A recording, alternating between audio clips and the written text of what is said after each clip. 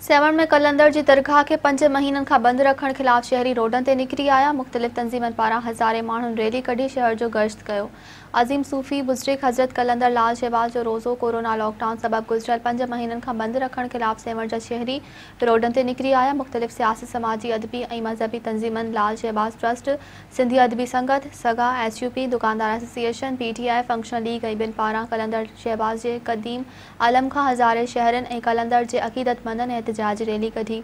शहर जो गश्त करण खां पोइ प्रेस क्लब सेवण आलो धरणो हणी कलंदर जा दरवाज़ा खोलरायो, सेवण बचायो जा ज़ोरदार नारा हंया विया।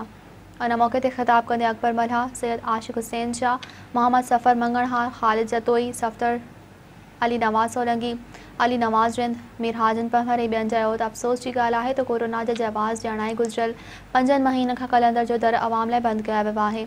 हुन जो त सेवण जो अवाम ज़ाइरीन जे न अचण करे बुख बदहाली जो शिकार थी वियो आहे। दुकानदारनि पोहरतनि जा बचा बुखू काटण ते मजबूर आहिनि। शहरनि मुतालबो कयो त सिंध सरकार जल्द पंजाब जियां सिंध जूं दरगाहूं SOPs तहत खोले मुतासिर अवाम मां बेचैनी ख़त्म करे।